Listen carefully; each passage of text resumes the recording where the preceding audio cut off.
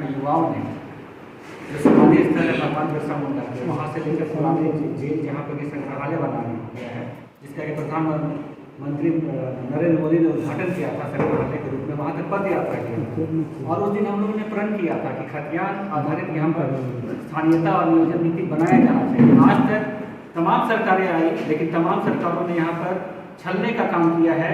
और विगत जो पिछली सरकार भी थी, उनके भी जो मंत्रियां हुआ करते थे, बोलते थे कि बाहरियों को नौकरी से नहीं रोका जा सकता है। लेकिन हम लोगों ने देखा है कि आज असम में हमारे लोग रह रहे हैं 200 साल से, और वहाँ पे शेड्यूल ट्राइब का दर्जा मांग रहे हैं, लेकिन आज तक उनको शेड्यूल ट्राइब का भी दर्जा नहीं मिला। और इसको लेकर कोई भी पार्टी आज बोलता नहीं है, चाहे वो कांग्रेस हो, बीजेपी हो, जेएमएम हो, राजद हो, चाहे कोई भी पार्टी हो।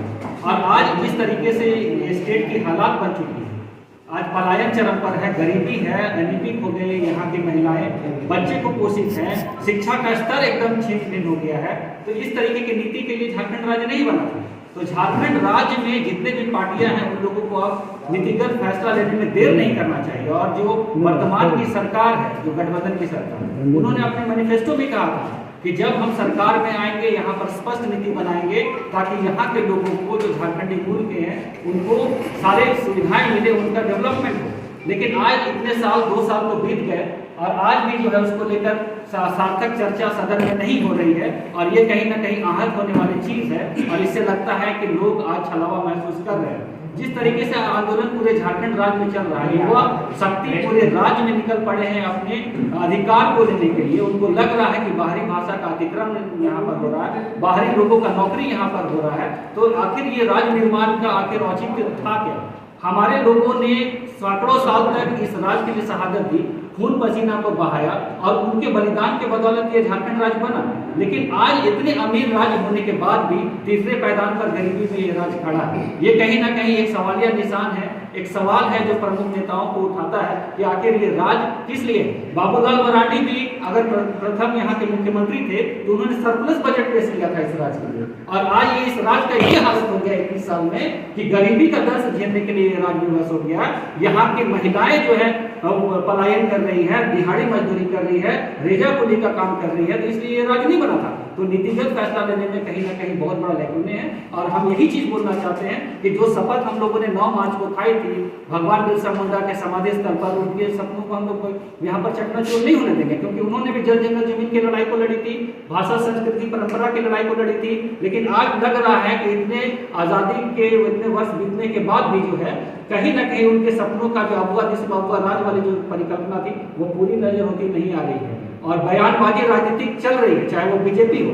बीजेपी के जितने भी सांसद थे, वो यहाँ पर मिले आके गवर्नर से कि जो अभी खतियान का जो आंदोलन चल रहा है, उससे यहाँ की विधि व्यवस्था चरमरा सकती है। प्रेसिडेंट को उन्होंने लिखने का काम किया। लेकिन बीजेपी को ये भी नहीं पता है कि जमीन की भी लूट हो रही है। और 5वीं अनुसूची के क्षेत्र में गवर्नर को स्पेशल प्रोविजंस है, उनको एक विशेषाधिकार है। तो उनको लेकर कोई भी पार्टी आज तक नहीं गई कि जमीन लूट हो रही है तो जमीन को संरक्षण किया जाए। ये बहुत बड़ा सवालिया निशान है। और यहाँ के आदिवासियों का, मूलवासियों का यही लड़ाई है कि जल जंगल जमीन का संरक्षण होना चाहिए।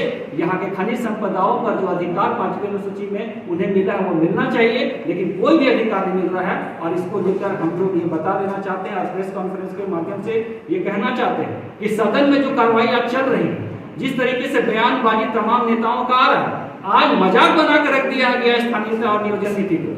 और ये पूरा युवा समाज झारखंड में बड़े गौर से देख रहा है, और सभी पार्टियों को मुंहतोड़ जवाब देने के लिए वो तैयार है। और ये कह रहा है कि अगर सार्थकता से चर्चा इस सवाल को लेकर नहीं होती है, जनता की गाड़ी कमाई से सदन चलता है, 500 करोड़ के आप विधानसभा में बैठते हैं, मंत्रियों का आवाज बनता है, विधायकों का आवाज बन सकता है, बड़ी बड़ी गाड़ियों में आप घूम सकते हैं। लेकिन जनता जो जिस चीज को लेकर त्राहिमाम है, उसको लेकर जरा से भी संजीदगी आप लोगों में नहीं है। तो हम लोग यही चीज बोलना चाहते हैं, जिस चीज को लेकर आप मैनिफेस्टो में दर्ज करे थे और आप सत्ता में आए, उसको आपको पूरा करना होगा। और अगर पूरा नहीं करते हैं तो हम लोग बाध्य हो जाएंगे आंदोलन करने के लिए।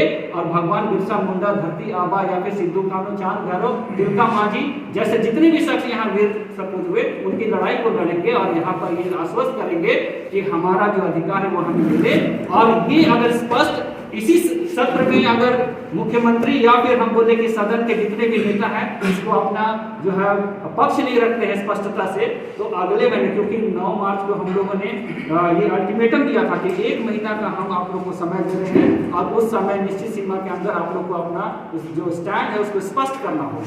और अगर ये स्टैंड स्पष्ट नहीं होता, खतियान आधारित नियोजन नीति, स्थानीयता नीति नहीं बनती और भाषा का अधिकार नहीं मिलता है, तो हम लोग बाध्य होंगे और रैली इतनी बड़ी संख्या में करेंगे रांची के राजधानी में कि रांची के हर रोड को जाम कर देंगे और उस दिन जो है हम अधिकार की बात करेंगे और उस अपने अधिकार जो है संविधान में उसको हम लेकर ही रहेंगे। दुनिया में तो कोई ताकत हमको नहीं रोक सकता। सभी जिले से लोग आएंगे, सभी प्रखंड प्रमंडल से लोग आएंगे और उस दिन राजधानी को संभालना मुश्किल होगा।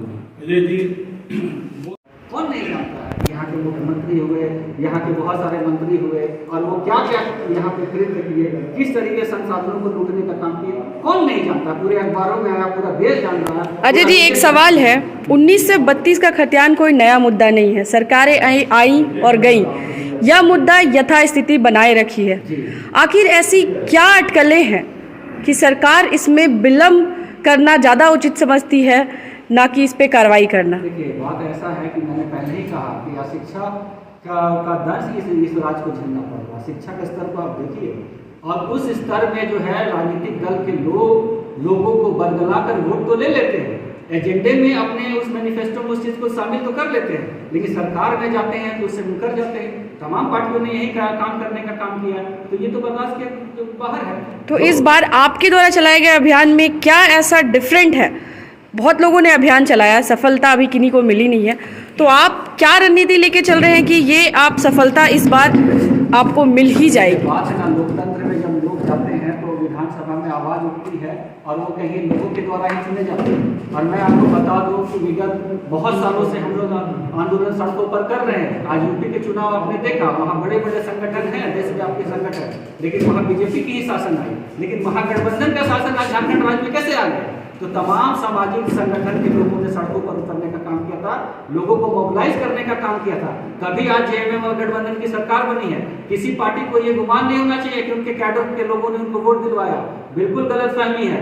यहाँ के युवाओं ने जिस तरीके से प्रखर होकर विगत रघुवर दास की सरकार में 5 साल तक जिस तरीके से लड़ाई लड़ी थी, चाहे वो सीएनटी के मामले पे हो, चाहे जेपीएससी के मामले हो, चाहे रिजर्वेशन के मामले हो, चाहे आप स्थानीयता की बात ही करें, 1985 के कटअप पे तो स्थानीयता बनी थी।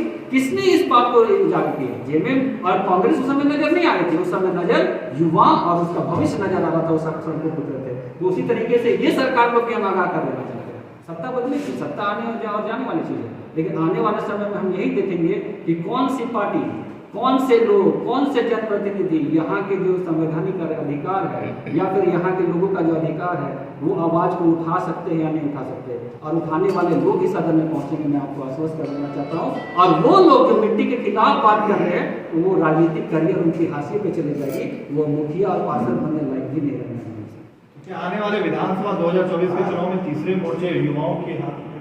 देखिए, ये अभी अटकलें लगाना या फिर इसका भविष्यवाणी करना अभी मैं उचित नहीं समझता, लेकिन मैं ये चीज बात करना चाहता हूँ कि पॉलिटिकल पार्टी जितने भी यहाँ हैं उनको स्पष्ट तौर से ये बता दिया जाएगा कि आपका जो यहाँ ज्वलंत मुद्दा है उस पर आपको काम करना पड़ेगा, और अगर काम नहीं पड़ेंगे तो करेंगे।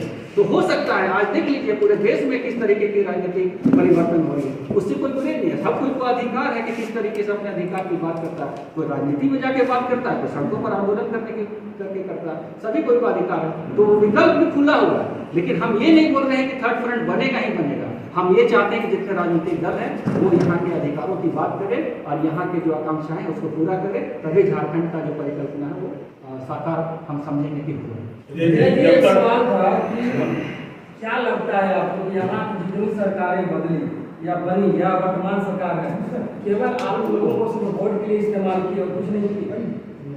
देखिए, एक तो बात है, देखिए मैं क्या कहता हूँ कि एक लोकतांत्रिक व्यवस्था में ह्यूमन राइट्स होते हैं, और ह्यूमन राइट्स का मतलब क्या होता है कि ह्यूमन बीइंग के जैसे रहने का अधिकार, जो यूएनओ के द्वारा भी 1948 में उसको परिभाषित किया गया, वो शिक्षा का अधिकार हो, रहन सहने का अधिकार हो, स्वाभिमान के साथ जिंदगी जीने का अधिकार हो। आप इस बात को समझिए कि क्या झारखंड राज्य में आज जिस तरीके की ह्यूमन राइट्स होने चाहिए थे क्या वो हो रही है? तो आप पाएंगे कि शायद वो कहीं ना कहीं नहीं हो पा रहा है। इसीलिए आप देखेंगे कि यहाँ सब कुछ खनिज मेरा संसाधन सीधा सवाल था, क्या आपको जितनी सरकारें बनी ठगने का काम की जनता को?